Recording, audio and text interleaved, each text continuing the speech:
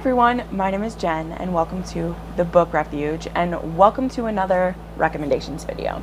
And today we're doing one this was suggested to me by one of my viewers and I was only too happy to comply. So today we have another historical romance recommendation video and this one is focusing on tortured heroes. Yes.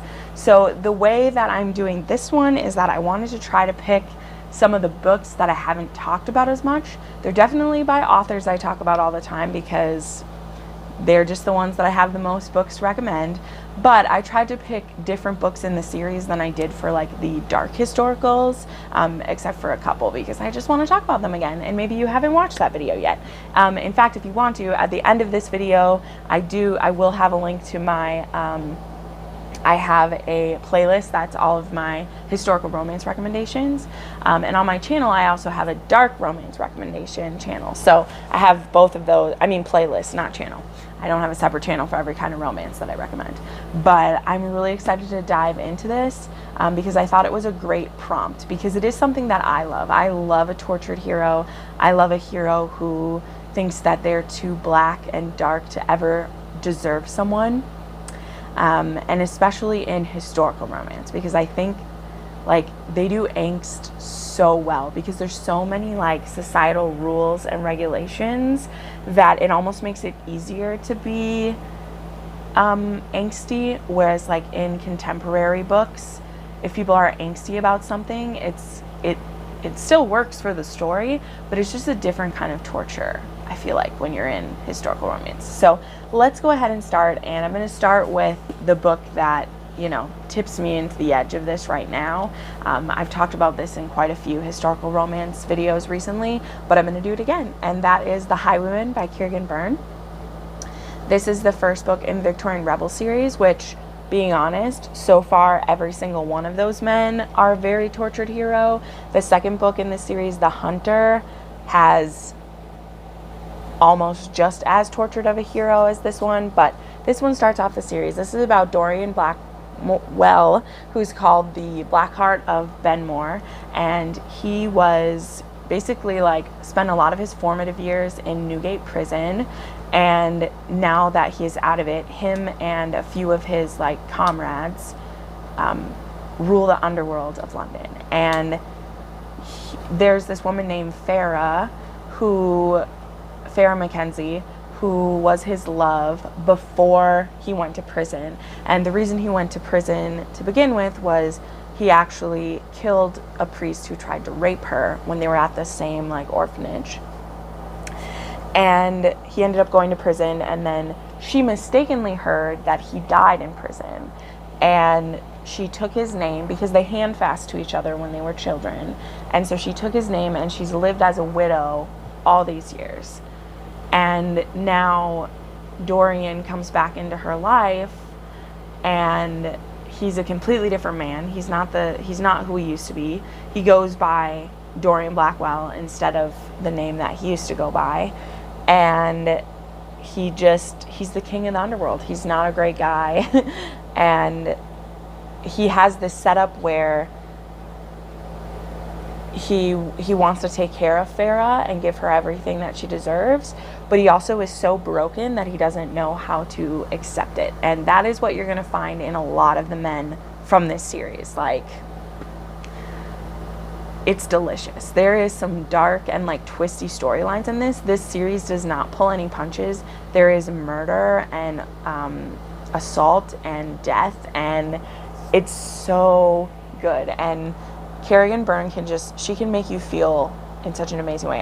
All of these books are on Audible Escape, this whole series of the first 6 books, and I've been listening to them and they just make me like weep. They're so good. They're so good.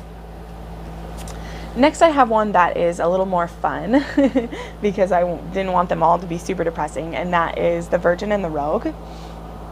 So I picked this one, and I would say he's only like mildly tortured. Like, this isn't like the soul-wrenching torture that some of these other characters have, but this is about Kingston, who he comes to stay with his family, and then Charlotte Langley, her sister, is married to his half-brother, I think that's the relation, and she gets a potion from her sister to help with her cramps, and it ends up being an aphrodisiac. And so Charlotte kind of mauls Kingston in the hallway and he doesn't like interact in it, but she definitely uses him for her pleasure, and it's such a great scene, guys. Like, it's such a great scene.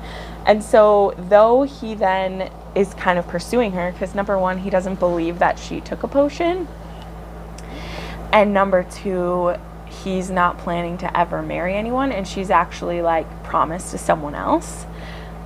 And so he's just really conflicted about if he should go after her, if what they had is genuine, or if it's all because of the aphrodisiac that she had. So again, this one's only mild levels of like tortured, but I thought I would give you a few levels to this so that you have a nice entryway. How about that? So then I have the first in the Spindle Cove series by Tessa Dare, and that is A Night to Surrender. And yes, someone foolishly put a freaking sticker just across the top of it, but luckily this one has a nice setback, which is kind of just like a zoom in on it, so I guess that's fine. So this one we have Victor Bramwell, who he is a wounded warrior, but he's not ready to give up being a warrior yet. So when he gets sent to Spindle Cove to protect it, he decides to make the best of it that he possibly can, because if he does a really great job, then maybe Charlotte's father will write him a recommendation and get him back into active duty. So the thing about Spindle Cove is it is a place where the women that society has rejected, or their parents think that they're not proper ladies, get sent to reform themselves. So there is this woman named, sorry, let me find her name, Susanna, who is the daughter of the guy that Victor is going to try to impress, and she's kind of the one who helps these women. So she helps them sometimes with like physical therapy, or like mentally helps them with things. And she's just such a wonderful woman. She is a strong, powerful woman. And the way that her and Victor meet is really funny. He ends up kind of like taking her off her feet, literally.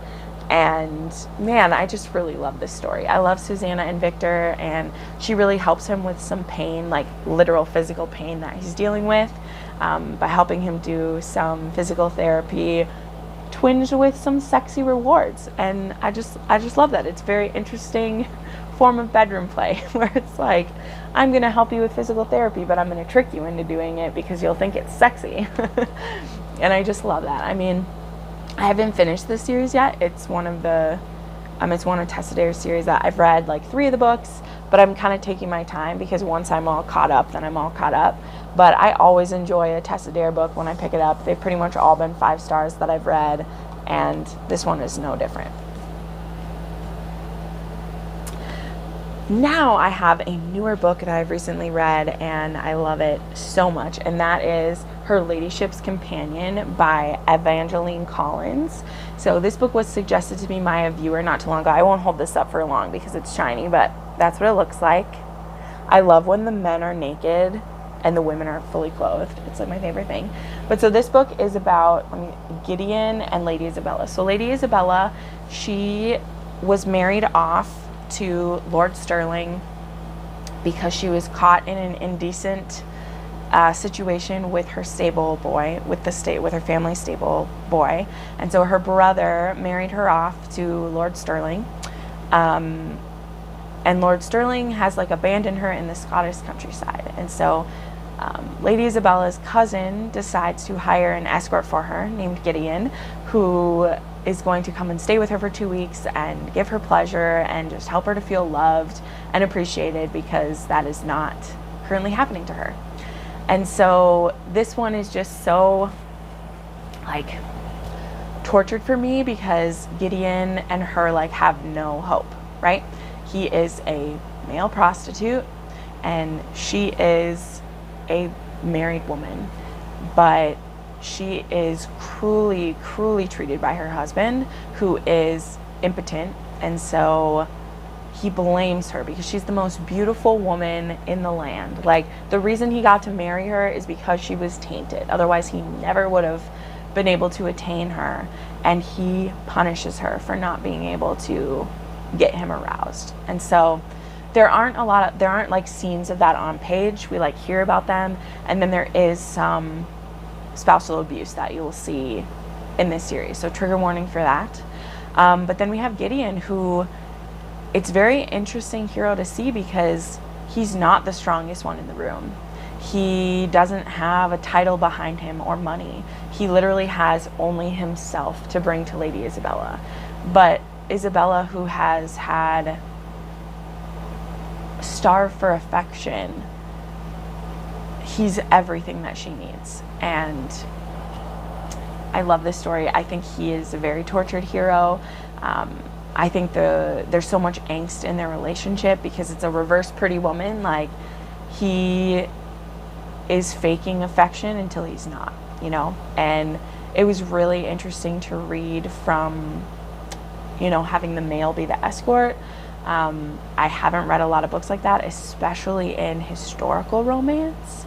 There is like great talk about birth control of that time, like what a male prostitute has to do, and be careful of things. And I just really, really loved it. It was a very intense read, and I thought he was beautifully, beautifully tortured. So, all right, next I got one of my favorites, and that is, well, the author. All of her books are great for me, but this one fits into this trope, I think, so well. Michael is an extremely tortured hero. So this is When He Was Wicked. This is number 6 in the Bridgerton series. It's 5 or 6. I think it's 6. Nope, it's 5. And he's extremely tortured because, so Michael is the Earl, but he is only the Earl because his cousin, who is married to Francesca, his cousin died of, what did he die of? Blah, blah, blah, blah, blah, blah. I can't remember what he died from, but he died leaving Francesca a widow. And so Michael had always wanted to win Francesca. And so now he feels, you know, she is the widowed, is he a duke, or I can't remember what he takes over, a lord or so, an earl. He's an earl. And Francesca is free, but he feels like he wished his cousin dead, which isn't the case at all, but that's what he feels like. And so if he feels that if he ever reaches for Francesca, that they are being disloyal to his cousin who died. And that's such a hard spot. And so then we reach this place, though, where Francesca, she's been a widow for 5 years, and Michael has been hiding in India, basically. He ran away so he wouldn't have to see her all the time, you know, living in the same house with him, because she is the, you know, widowed, is it a viscountess if it's an earl? I don't know which position she'd have, but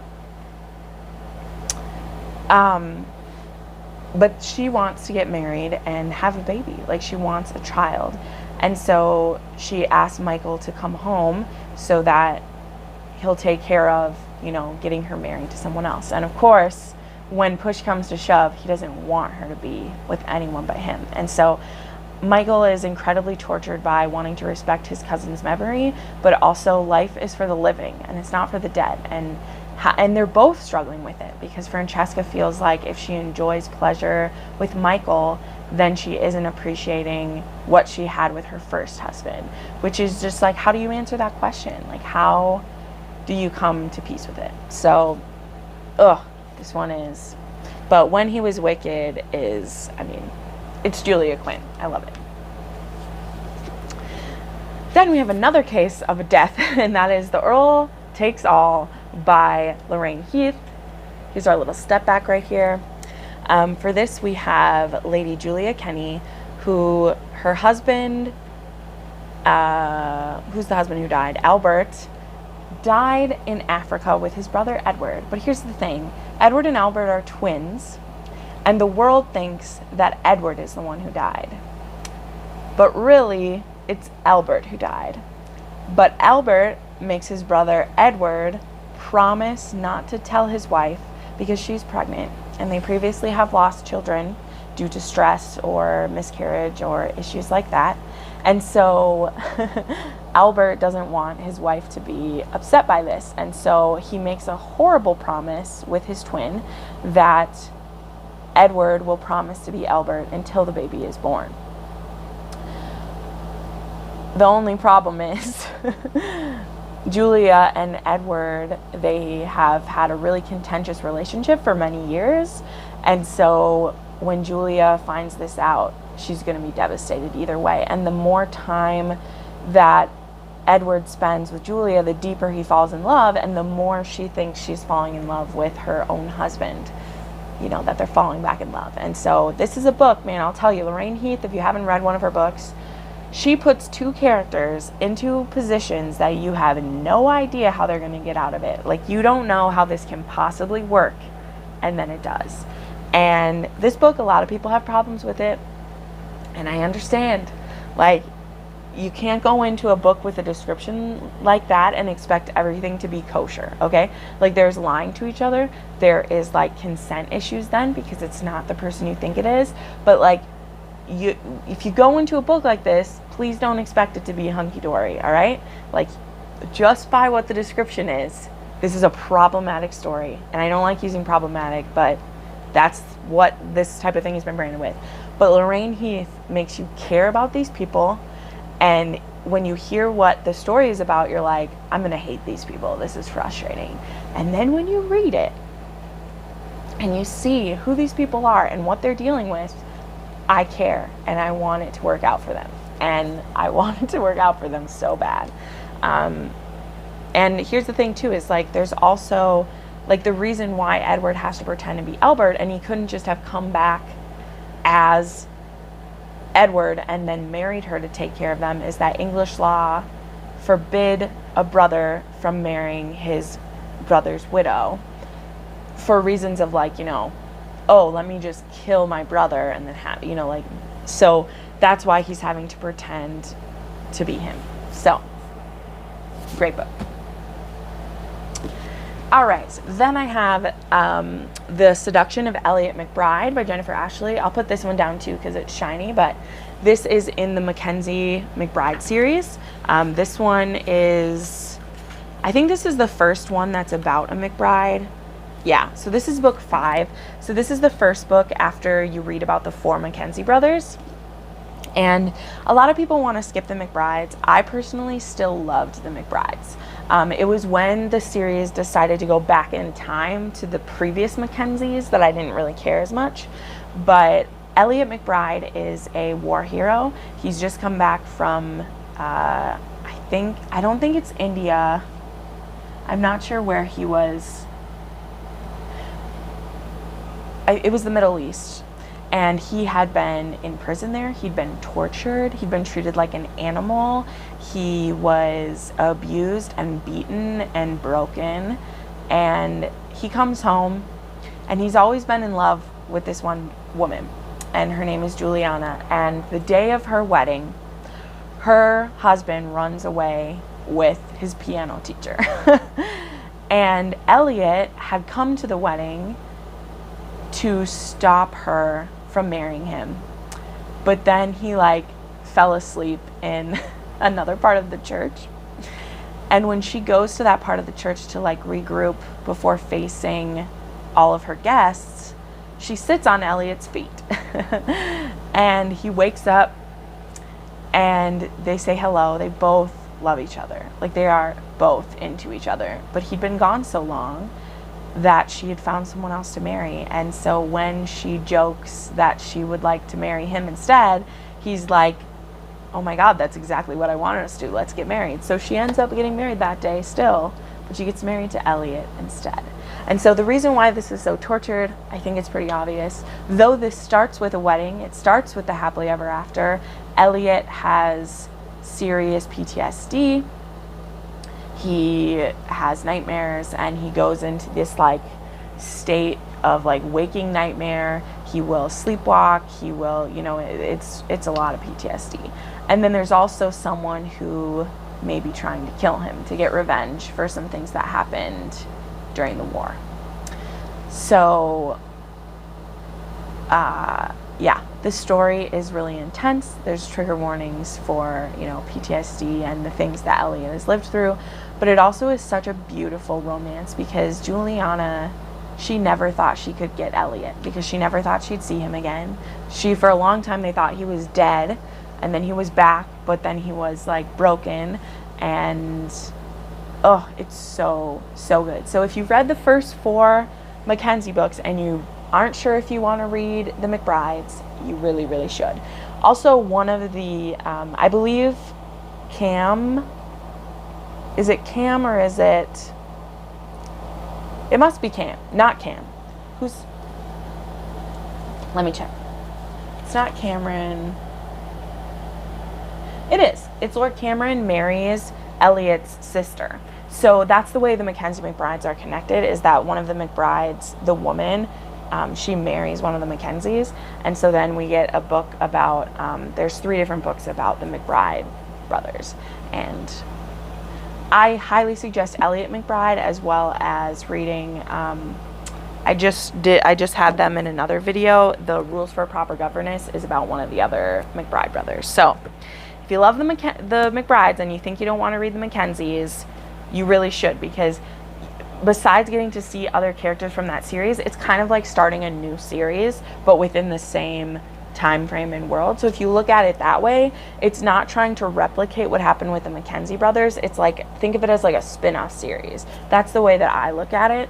And then it's not as like, it doesn't feel disappointing. But there also is a book about Daniel Mackenzie as well. So like there's other Mackenzies later on. But all right, and then the last 2 books, I have 2 Lisa Kleypas to suggest to you.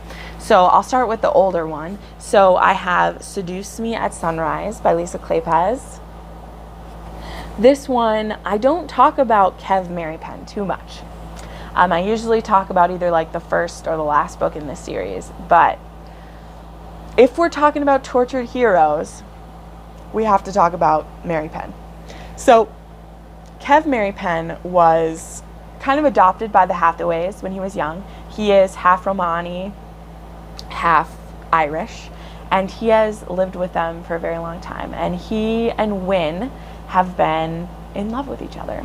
And so Wynne was a very sickly child, and when the Hathaways come into some money, when the oldest sister marries a pretty rich man, they send Wynne away to get healthy. They send her to Paris. I can't remember where they send her to, but they send her away, and Merrypen uses that as time to forget about her, which, please. Bitch, please, that's not going to happen. And she comes back with her doctor, the doctor who helped her get well, and he wants to marry her. And Wynne is kind of giving Kev like one last chance to go for it, but he's so tortured. He's so afraid of like not deserving her and her being far above him, and that he believes that his magic dick will kill her, like in childbirth, she'll die in childbirth or something, which is okay. I shouldn't roll my eyes at that fear, because that was a danger, but more of like he's afraid that like it's his dick that will do the killing, basically. Such a tortured man. You can't handle my dick. Like, sorry, I love heroes like that. But anyway, I love this series. I love a lot of the like the history and the culture of the Romanis that's like brought into this, and I just really, really enjoyed it. And so I love how he's tortured. He gets right to the point though where so many characters just want to and a lot of them just shake him, and they're like, what is your problem? She loves you, she wants you, why are you being such an idiot? And he just can't help himself, because Merrypen is bananas. He's bananas, but I love them. I love them. He's so sexy. I love it. And then the last one I want to talk about, I gotta bring this up, is I have The Devil's Daughter.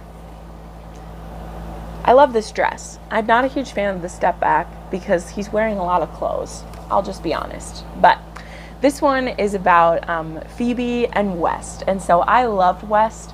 When I was reading through this series, I was waiting for his book so much. And the first time I read this, I wasn't that big of a fan. Part of it was I didn't know Phoebe's family as well. I hadn't read the Wallflower series yet, so I didn't know about Sebastian and Evie before, and I didn't appreciate them the same way that I did when I reread this book. But this one is Phoebe recently lost her husband, and she has 2 children, and her brother is marrying West's cousin, and so they meet each other at this wedding, and Phoebe has heard really bad things about West because her husband, he was a really sickly man, and Phoebe and her husband, they had been friends since they were kids, and so he would write letters to her. And when he was young, West was kind of like a bully to him, and so she'd only ever read what a 12-year-old boy was saying about West, who he was kind of a rake and an asshole when he was younger. But West was also really jealous of, I can't remember her husband's name, but Henry, his name was Henry. He was really jealous of Henry's relationship with Phoebe and that he had someone that he loved. And so he would like steal, not presents, but like steal books that Phoebe would send to Henry, and like he would read the inscription she'd put inside them. So kind of a jerk, but also kind of sweet. And so these different things about like why, and also like we get to see Sebastian talk to Phoebe and be like, hey, I was a jerk when I was young. It doesn't mean that he still is or that he's a horrible person. Like, you have to allow that people grow up, and he's not the same man that he was then. So I really like that. I like that wisdom of a father, and getting to see Sebastian and Evie just always makes me so happy because I love them. But I really, really love this upon a reread. I love this whole series. The Ravenels just do things to me. But there you go. So that is my my tortured hero suggestion. If I didn't dwell enough on why they're tortured on some of them, I'm sorry. I'm kind of was just giving more of like a, brief synopsis of them. But if you want to know more about the torture, feel free to message me or look the book up. But yeah, these are some historical romances with tortured heroes. So I hope you liked that. There's really like a theme color here. It's like red and yellow for tortured men. I really like it. But thank you so much for watching. I put up new videos 3 to 4 times a week, and you can watch some more of them right now. Bye.